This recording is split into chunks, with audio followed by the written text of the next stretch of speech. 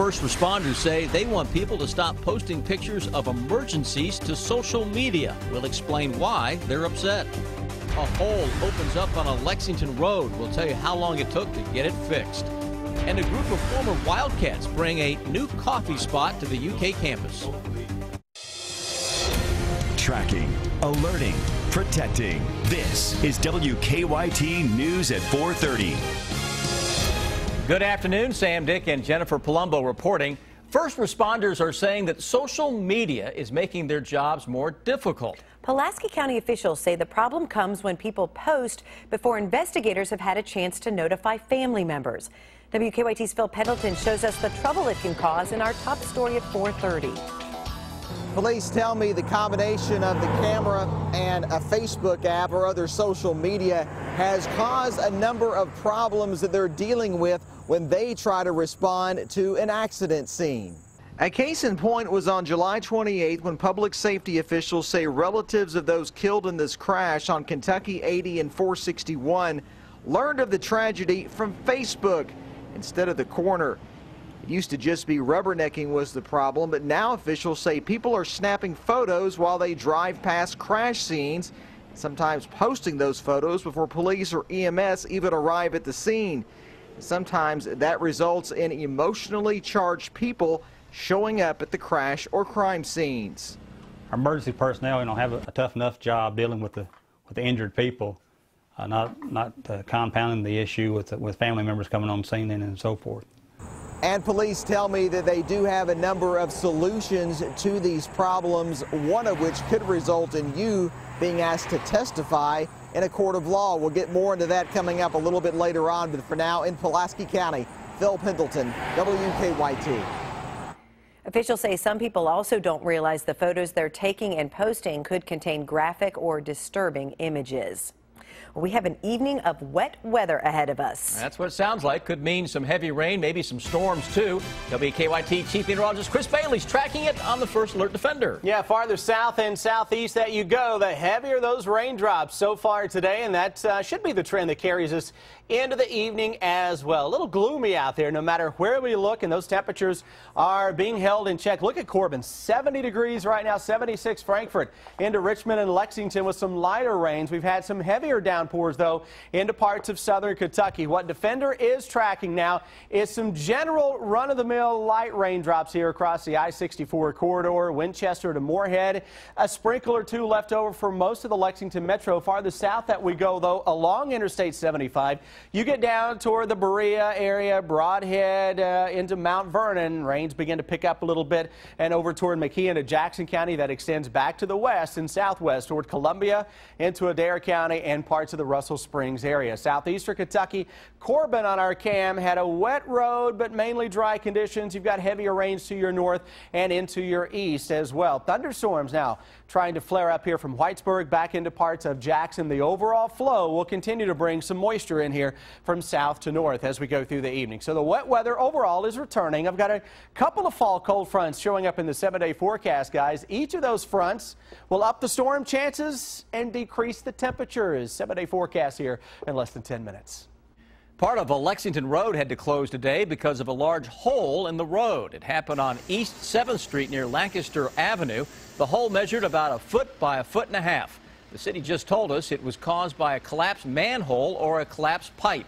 City workers patched the hole and the road reopened just after a couple of hours. A school bus crash in Madison County this morning. Viewer Aaron Elliott sent us this photo from the scene just off Irvin Road near Bybee Pottery. No children were on the bus at the time. A crash sent 2 people to the hospital this morning in Laurel County. The car flipped on West Pine Hill Road in the Keevee community just before 8 o'clock. 2 people were in the car. Firefighters say they suffered non-life-threatening injuries. A former Hardin County social worker facing charges. She made false child abuse reports against her neighbors. Beth Bond and Joseph Applegate have been charged with 6 counts of complicity to call in false reports. The victims say that social workers and police came to their house numerous times in April and May. Police say that Bond and Applegate were in a dispute with the other couple. Well, Papa John's has its car back. The pizza chain's iconic Z28 Camaro was stolen during a classic car show in Detroit. The car is a replica of the car that Papa John's founder John Schnatter sold for $1,600 to start his business. The car was found in the driveway of an abandoned home up in Detroit. Police say there was no noticeable damage to the car. After being closed for months, construction on a stretch of Alumni Drive has come full circle. The road between Nicholasville and Tates Creek roads reopened yesterday. It had been closed since May while crews built 2 roundabouts. Drivers are urged to use caution in the area because there has been some confusion about the new configuration. UK says about 20,000 cars travel that stretch of Alumni Drive every day. The harvest season for ginseng is quickly approaching. Legal harvesting starts September 1st and runs until December 1st. Officials with the Department of Agriculture want to make sure the popularity of the ginseng plant doesn't get in the way of its future. Out-of-season harvest is concerning, and we want to have policies and we want to have good diggers and growers out there that are cultivating it and putting those berries back and harvesting when ginseng needs to be harvested so that we can have it for the next generation. Sam is in the newsroom with WKYT's Miranda Combs, who has more on the story that's coming up on WKYT News at 6. Sam? Interesting story. Something different. Yeah, so there are reality shows that have probably increased the popularity and the interest in this whole subject, right? Right, Sam. There's one on the History Channel that I think is pretty popular, especially here in Kentucky. But the popularity also brings with it disadvantages, like education. A lot of people don't realize the appropriate time to do a legal harvest. I would have no idea. So it's recently changed, right? It recently changed, apparently. It used to be, it started in the middle of August, but now it's actually September 1st through December 1st is when you can legally go out and harvest. So it's a small portion of time when a lot of people might be doing it throughout the year just not knowing. And you had the chance to actually go hunting for ginseng? We did. It was a lot yourself? of fun. Yes, with my photographer, of course. But yes, we went out to an undisclosed location. I mean, it's so secretive because people don't want you to know that they have it on their property because they want you to come and dig it up. That's how secretive and interesting this is, but we went out and had a good time. But the other interesting thing that I didn't realize is that 1 pound of ginseng roots will get you between $600 and $650. Now, to get I know, but to get a pound, you have to have like 300 roots. So it's not just a couple involved. And then, yeah, you're good. And the state actually keeps track of all this? They do. There's a permitting process, and we'll talk more about that coming up at 6. Very interesting. Learned a lot. Oh, I've learned a lot just now in the last minute or two. Thank you, Miranda. Much more to come tonight at 6 o'clock. Jennifer? Thank you, Sam. It's official. Slide the City is not coming to Lexington. The event that brings a giant slip and slide to cities across the country was scheduled to be in the Bluegrass August 29th. Organizers abruptly canceled their event this past weekend in Louisville because of poor ticket sales. Slide the City says it hopes to try again in Lexington next year. University of Kentucky students have a new place to grab a cup of coffee. 4 former UK basketball stars who know a thing or two about dunking have opened a new Dunkin' Donuts on campus. WKYT's Mike Linden talked to them about their new business venture. There's a new spot to get a cup of coffee on the UK campus at the Kennedy Bookstore here on Limestone, and 3 former UK Wildcats were here to open shop. Jamal Mashburn, Walter McCarty, Tony Delk, and Ron Mercer are using their dunking skills off the court. The teammates are the new co-owners of a Dunkin' Donuts Express storefront inside Kennedy's Wildcat Den bookstore on Limestone. Mashburn's company Fast Break Donuts operates 4 Dunkin' Donuts in central Kentucky, including a kiosk inside Rupp Arena during basketball games and other events. Mashburn's business partners and championship teammates Delk, Mercer, and McCarty say while they love coming back to campus, the landscape has changed significantly since they were in school. This campus really has grown. I mean, with the students coming in and with what the university has done, it's all about changes. And the students, they have to appreciate what the legacy of what the people, the past has done before them. The Dunkin' Donuts Express will open earlier and close later than the attached Kennedy Bookstore. In Lexington, Mike Linden, WKYT. Delk says the plan all along was to open the donut shop before the start of classes on Wednesday. You can get a taste of Southwest tradition right here in Lexington. Chuy's is bringing a bit of New Mexico to town with the 27th annual Green Chili Festival. WKYT's Deanne Stevens is out and about with more. Hi, Deanne. Hey, good afternoon, guys. Check this out. Like bags and bags of green chilies are being brought in today for the Green Chili Festival. They only do this once a year, running today through like September 9th. David Feigl is with us. Okay, how many pounds of peppers are we going to go through this festival? Well, in this restaurant, we'll go through about 2,000 pounds, and that's only 4 weeks. Right. So wow. Products, yeah. Oh, this green chili thing is pretty popular, isn't it? Is it the special taste of it? It's the taste. It's everything. It's just the texture. It's just you can't get it anywhere else. We get our peppers from Hatch, New Mexico, and when those come in, people know that one area of the country is just it's the pepper capital of the world. So Chuy's, we get all of our peppers there just throughout the company, and we make these phenomenal dishes. And I see that you gave yourself the big knife, and for some reason I have this little one, and I'm trying to work a microphone. Is there a reason for that? You make me nervous a little. You make me nervous. So, I don't blame you. Okay, so we take all these green chilies from here, and then you use this, you said, in almost every single dish. We do. Especially these green chili items, but the chilies that are in our peppers, they're in our sauces that we use, and these dishes that we have the Fat Daddy enchiladas, just packed full of flavor. We have the Bang Bang burrito. We even have these bacon wrapped pork rellenos right over here. You see that? And then we have our tamales. Then just topped, and then it's not only on the top as a garnish. People think, oh, the green chilies, it's just a garnish. We'll put it on top. These are in the sauces. They're just in the food. It's the taste. Part of it. It's just everything there. Yeah. Okay, so what if I call you and say, hey, I want to buy a jar of those green chilies? You guys do that? We do. We sell them by the pound. You can get them either raw, like you see them over there.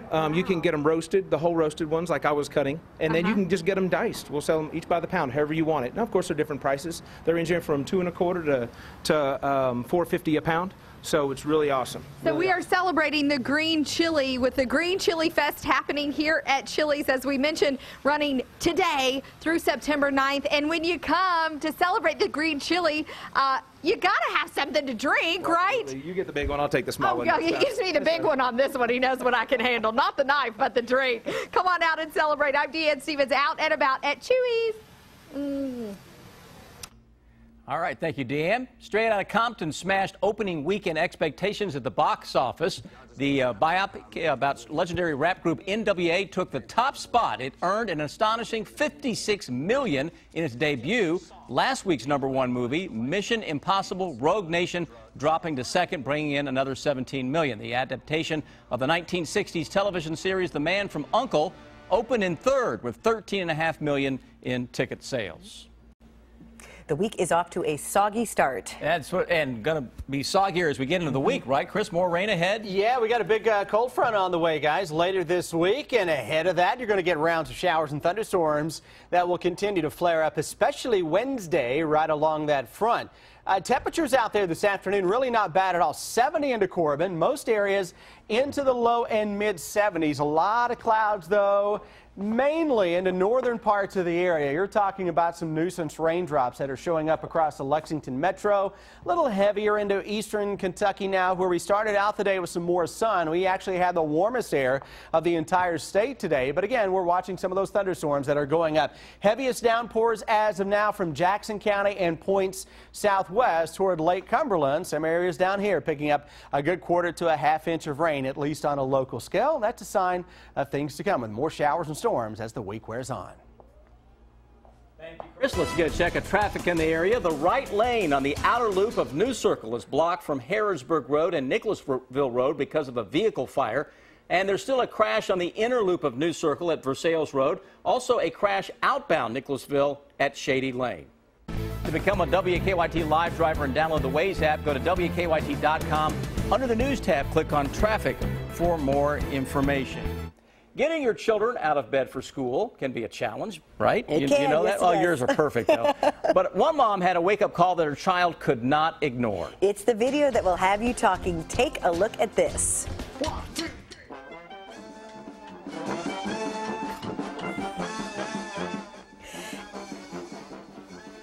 An Atlanta radio station arranged for a 5-piece ragtime band to blast this poor 10-year-old out of bed for the first day of school.